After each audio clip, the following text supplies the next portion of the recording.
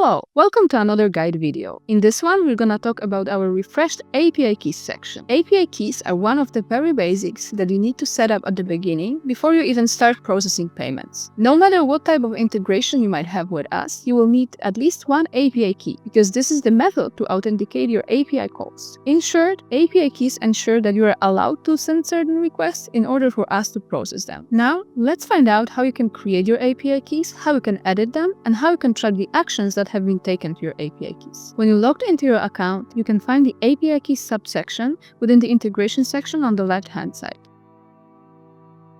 In this section, you will be able to find all the API keys that you've created, together with some useful information about them. As you can see here, there's only one API key created, and there is some basic information that you can see upfront. You will always see the merchant account that your API key is assigned to, the name of the API key, type, either public or private, the status, whether it's active or not, when it was created, which entity created it, when it was updated, and which entity updated it. You are also able to search for the API key using the API key name. It is specifically useful when you have a lot of merchant accounts and a lot of API keys. It is also important to mention that one API key is related to one specific merchant account. So if you have a company with a lot of merchant accounts, for each of the merchant accounts, you will need to create a separate API key. Before we create another API key together, let's see how you can actually customize this view here. On the right-hand side, you can see an Add a Column button, where you can see all the columns that are currently added into your view, together with the available ones. At the moment, there are no more available columns, as all the available ones have been added into your view. You can also pin the first column or reorder the columns that are here. When you're done with any changes that you want to apply, just click on Save and the changes will be applied. Now let's create another API key together. In the right bottom corner, you will see a Create button. When you press on it, in the page where you can add all the details related to your API key.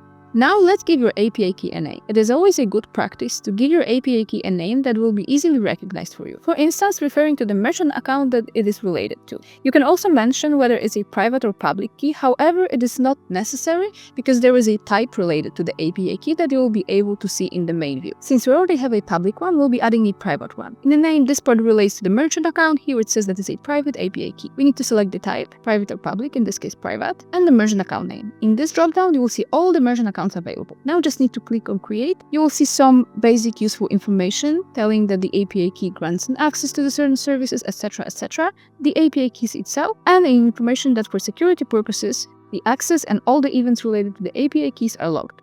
We can close it.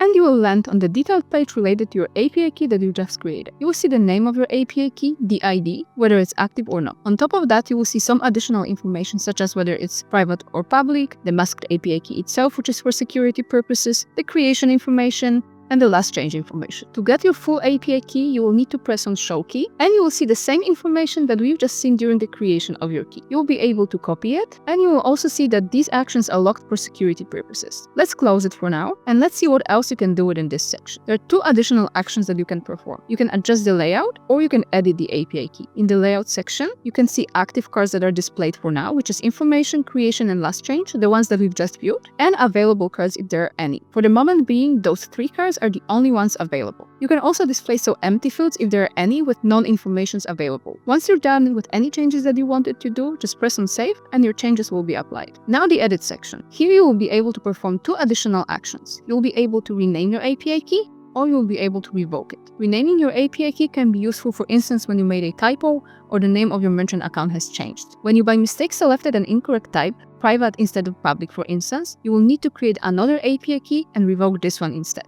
Revoking your API key will permanently disable this API key for any future purposes. If you need to do so, just press on Revoke. You will see the security information just to be sure, and you will need to type Revoke key to confirm. Press on Yes, Revoke, and as you can see, your key has been revoked. You won't be able to change the state anymore. If you need another API key, you will need to create it. Now let's get back to the main view of your API keys. As you can see, there are two keys, the one that has already been there and the one that we've just created and revoked. If you've got more than one key, if you go to any of them, you will be able to navigate from this level. As I mentioned before, all the actions related to your API keys are logged. Here you can see the last change when it was updated, so when we revoked it. So let's now see where you can find the logs. On the left-hand side, you will need to scroll down And within the control center, you will see section logs. When you open it, you will see all the changes that happened recently within the account that you are at. On the entity type, you will see API key when it's related to the API key, the entity name, which will gonna represent the API key name, the merchant account that it happened on, the merchant account ID, which represents the same as merchant account name in this case, and the details. You will see